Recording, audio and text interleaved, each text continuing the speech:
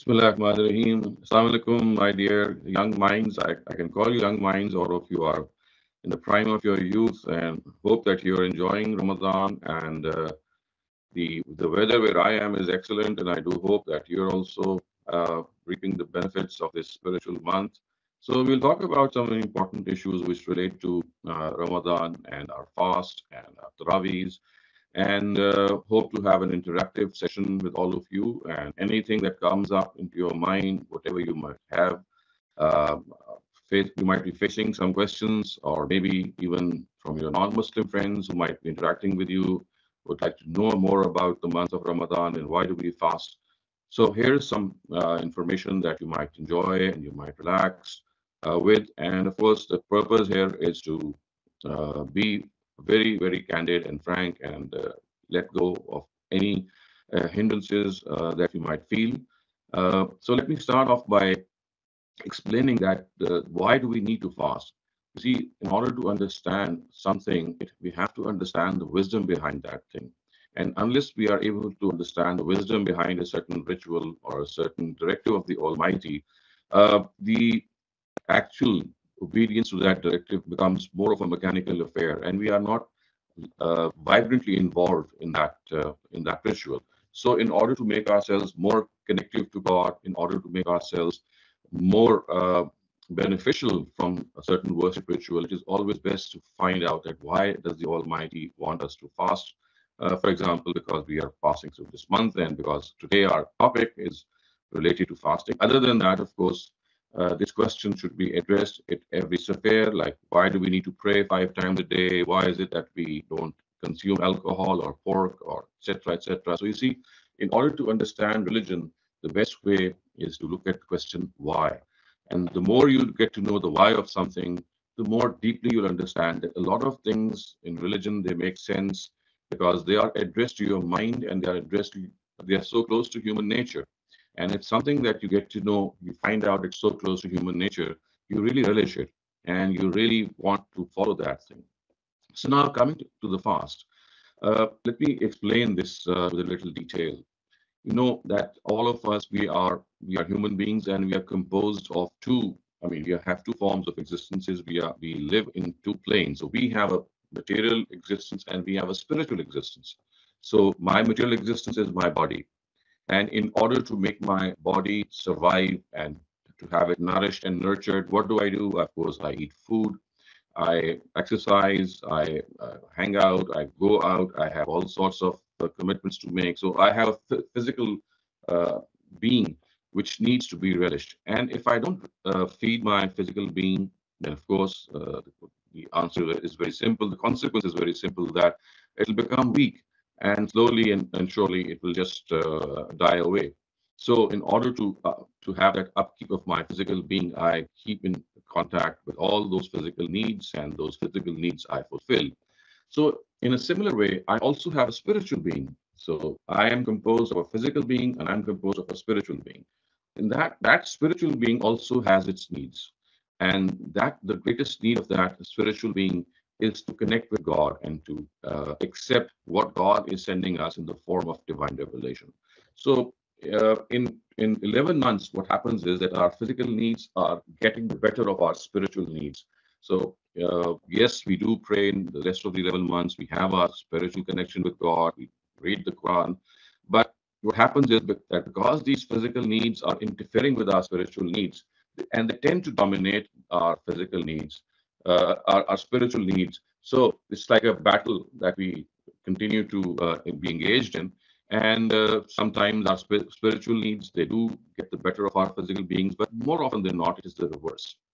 So what has happened is that in one month, in the month of Ramadan, those physical needs are lifted. We are made free of those physical needs for 15 or 16 hours. And that is what makes our spiritual self, so to speak, it is exposed to more of that spiritual fodder. So you see, when the interference of the physical being is done away with, the spiritual existence that we have, the spiritual being that we have, it gets more time, it gets more attention. And that is why this month of Ramadan has been chosen as a month in which we are made to do away with our physical needs for 15 or 16 hours, and then those spiritual needs, they are able to have that connection. And if you ask me that why is it so important that this spiritual being or the spiritual existence should be nurtured and it should be nourished, the answer is very simple. The answer is that if you have to be a person who chooses good, who follows his or her conscience, who is a good person, then our spiritual needs have to be stronger and they have to have that strong God connection. So if a person who is has a spiritual existence, who has a spiritual being, but he has a weak spiritual stature, for example, he's not nourishing his spiritual self as much. So what will happen is that he will become weaker by often succumbing to evil desires. He would be a person who chooses to be a person who might take the wrong decision in life. He might not be that considerate, that kind, and that affectionate. So that spiritual existence, which actually is it makes us a human being, it makes us more human, that is sacrificed. So precisely to nurture our spiritual self does the Almighty want us to fast for let's say 29 or 30 days, so that in those 29 or 30 days full attention can be given to our spiritual being. So that is how you can understand why we need to fast, and also that is how you can make your non-Muslim friends understand that why is it that we deprive ourselves from food and from drinking and from other carnal desires, so that we have that spiritual connection go stronger with God. Had we been just physical, I mean, had we no spiritual existence, this would have been perhaps not required. But because we have a spiritual existence, to nourish that spiritual existence, to make us stronger spiritually, to make us stronger with in connecting with God, this has been programmed as a 30-day workshop. And to be honest, the real test of this workshop begins once this workshop ends. So remember, Ramadan or fasting, they are not a end in it in themselves. They are a means to an end, and that is that for the rest of the 11 months, we will see that what we gain from this workshop, what we obtain from this workshop, how far can it take us in the rest of the 11 months in a spiritual way. And then once again, when those 11 months end, we get a new month, we get the next year, Ramadan, and then we can continue this cycle. So this is the first thing that we have to understand. The second thing in this regard is that as far as the month of Ramadan is concerned, the reason that the month of Ramadan has been chosen for the month of fasting, after all, it could have been other months as well. I mean, it could have been Shaban, it could have been Muharram. So why is that that Ramadan was chosen for this? So the Quran has also answered this question. It has said that it was in the month of Ramadan that the Quran was revealed. And that is precisely why fasting was made incumbent in the month of Ramadan, because we could express our gratitude to the Almighty for this huge gift of the Quran that He has given us and blessed us with. So the Quran says, Shahru Ramadan allazi unzila fihi al-Quran, that it is in the month of Ramadan that the Quran was revealed. And therefore, it is in this month that we thank God for His blessing, the spiritual fodder in the form of the Quran that has been given to us, that we actually fast. The third important introduction to this holy ritual is that we know that in Arabic the word fast is actually represented by the word som. We all know that the word som is the Arabic equivalent of fasting. So there is also a very important detail attached to it. Why is it the word som has been used for this ritual? Now, in ancient Arabic societies, what happened was that in order to make horses tough in their routines, they were deprived of food and drink so that they could carry on for longer times and they could become tough. And when a horse would be deprived of this food and drink, then this state of that horse would be called som. And that word has actually been adopted by religion and made specially specific to human beings as well, because they also deprive themselves from food and drink, and of course, as a result, they become tougher than before also. And of course, we also know this from the Quran that this fasting ritual is not something that began with the Prophet Muhammad, peace be upon him. It is a ritual that was being observed since previous times since previous prophets, and that is why the Quran says that Ya ayyuhallazina amanu kutiba alaykumus siyam kama kutiba alal ladzina min qablikum, which means that, oh believers, we have made fasting incumbent upon you just as we made it incumbent on previous nations. So again, this is something that is found in most divine religions. You'll find this in Christianity, you'll find this in Judaism, you'll find it in other religions as well, because it is something of an age-old ritual. Similar as the are other age-old rituals. I mean, for example, the prayer, the Hajj, you'll find that these rituals all began with all previous prophets, and it's not just with Prophet Muhammad, peace be upon him, that they began. So, with this introduction, that this fasting, this month of fasting, is observed to express our gratitude for the revelation of the Quran, and with this introduction, that the reason that we fast is that for these 16 hours or 1 month, we are able to pay more attention to our spiritual self. We all know that doing something good becomes easier for us because we are foregoing our carnal desires, our physical desires. We are more concentrating on our spiritual self. And hence, the real test, as I said, of fasting actually starts off once we end the month of Ramadan. Because the month of Ramadan has taught us self discipline, it has taught us sympathy, it has created in us a sense of connection with God. This is like a workshop. So always remember that the fruits of a workshop will always be reaped once that workshop ends. And if you know, would like to know whether your Ramadan was successful or not, the best barometer for that is to see what happens once Ramadan ends. Are you able to continue with the same routine or somewhat same routine as you were able to in the month of Ramadan? If you were praying more regularly, if you were reading the Quran more regularly, so remember, this was like a workshop, it was like a training. So it should have had a spillover effect. It should have a spillover effect in the rest of those 11 months so that you're able to continue with that. Now, let us also not concentrate on another very important thing, and that is what is the objective of fasting?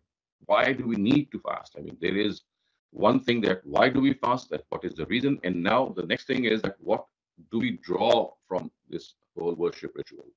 So this is answered by the Quran in the verse that I just quoted. It says, لَعَلَّكُمْ تَتَّقُونَ, so that you become more pious, you become more closer to God. You have this feeling of abiding by the limits of God. So the word taqwa is used in the Quran to express the fact that a person should abide by the limits of God. And how does fasting make us more conscious of God's limits? Let me explain this a little. You see, when we are fasting, we never ever, even if we have the opportunity to go in private and maybe take a drink or eat something, we never do that uh, when we are fasting. I mean, why is that? Because you see, we know that whether anyone is seeing or not, God is watching over us. He would know if we go and break the fast in the kitchen or maybe take something to the washroom and just eat something or drink something after no one is seeing us. But you see, what we do have that perception at that instance is that whether anyone is seeing us or not is immaterial. God is watching over us. So you see, that sense of accountability is created by fasting, that you do not violate the fast when no one is seeing you. You have this feeling that God is watching you. Even people who are very bad otherwise, when they fast, even they are sincere in their fasting. They don't go out or just hide and break their fast because they also know that God is watching over them. So, in other words, when we are fasting, we have this feeling that whatever we do, God is watching over us. It is this feeling which is so important and which creates that taqwa and piety, which the Quran says that you have to live a life in which you always think, even when you're not fasting, that God is watching over you. So it's not that God is just watching over you when you're fasting, He's watching over you all the time. Only thing is that during the fast, you make this a more palpable reality. You get to know more of this because you don't break the fast. Whereas you could have done that in seclusion when you were alone, when no one was watching you. But you did not do that because of the fact that you knew that God is watching you. So this is this essence of fast that you are able to feel that, well, I am being watched by the Almighty, whatever I do, wherever I go, whatever my locus is, wherever I live. And if we are able to live with this understanding and with this feeling, we can really be people who can come closer to God. The second thing, which is very, very uh, conducive in producing this piety, which the Quran has just said, is patience. So unless you have patience, unless you have self-restraint, you cannot come closer to God and you cannot connect to God as strongly as possible. And I think all of us would agree that this ritual of fast, it does create in us this all-important trait of patience. We exercise control. We not only exercise control on our carnal desires, we also exercise control on our own on our own desires. For example, we restrain our eyes from taking undue liberty. We try to curb our desires that come in our mind at that instance. So, how does that happen? That happens by exercising patience. And patience is the name of self control, it is the name of exercising restraint. So, this is how the fast teaches you to be to have to be a person who has self control, who is a person who is always trying to discipline himself or herself and following the rules of the Almighty. And then, thirdly, the fast also teaches us compassion and kindness, because when we are depriving ourselves of food, and when we are depriving ourselves of so many things which are absolutely allowed in normal circumstances, we are basically expressing our solidarity with other people who are not able to have access to food and to drinking. So there's so many people in the world who don't have access to, to 2 meals a day. They don't have access to potable water. So this is something which is an object lesson from the past. It teaches us that if you have to look at the people around you, you must also experience the pangs of hunger and the pain of not being able to pinch oneself at the same time. So when we are depriving ourselves for 16 or 17 hours, we get to know how other people would be experiencing their tough in life and then they are miserable. Another important benefit in this regard is that it makes us a person, as the Prophet has said, that this is a month in which you should concentrate on your own accountability, on your self accountability. So it is a month of introspection. It's a month of meditation. It's a month of accountability. So, in order to make this month more productive, more time should be spent with our own selves. We should try to be more reflective. And how do we do that? We do that by analyzing the mistakes that we might have done in the previous year, by trying to find out our trigger points, by trying to find out the mistakes that we continue to make and try to make a list of them and try to have that energy and effort to overcome them. So you see, it is easy to criticize people, it is easy to judge people, but you know what? Our religion wants us that if there is anyone that we need to judge and criticize, it is to be ourselves first. Forget about what other people are doing. Forget about what their objective in life is and what they are not doing, because we are not going to be held responsible for what they are doing. We will be held responsible for what we are doing in life. So to concentrate on our own selves, to meditate on our own selves, and how to do that by making a list of things that can make us a better human being. So remember, if you have to become a good Muslim, you cannot become a good Muslim unless you are a good human being. You have to try to become a good human being. And it is this very important factor that should always feature in our exercise of self accountability. So, for example, questions like, am I a good son? Am I a good daughter? Am I behaving nicely with my friends?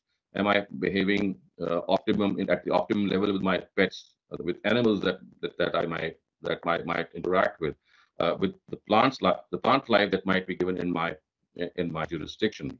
At times this happens. So it is like holding ourselves accountable for each and everything that we are responsible of and the roles we have. So am I a good student? Because you see, your country has invested so much in your own selves to become efficient students and to pursue good careers in life. And same is the case with your parents. They have invested a lot for this. So in order to make up yourself to be a better person, you realize and make a list of things in these various roles that you have. So these roles, as I said, they vary from your position as a son, as a daughter, as a brother, as a sister, as a friend, as a colleague. So there are so many roles. So ask yourself that am I a good son? Am I a good brother? Am I a good sister? Am I a good daughter? Am I friendly towards my neighbors? Am I looking after people the way I should? So that is the thing that we need to concentrate more in this month of Ramadan, because as I said, it's a month in which we are able to concentrate more on our own betterment, on our own improvement.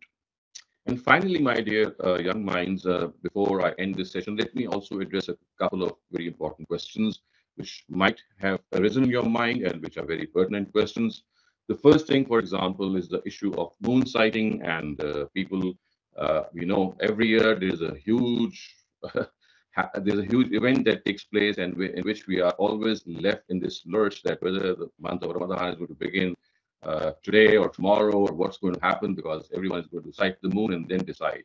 So, the first clarification in this regard is that sighting the moon is not an obligation at all to begin the month of Ramadan. In the times of the Prophet, this was the only way to find out whether the lunar month of the previous lunar month has finished and the next one has arrived or not.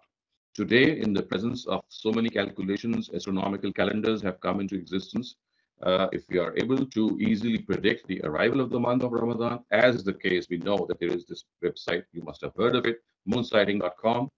So they predict the lunar months very accurately for 15 or 16 years in advance.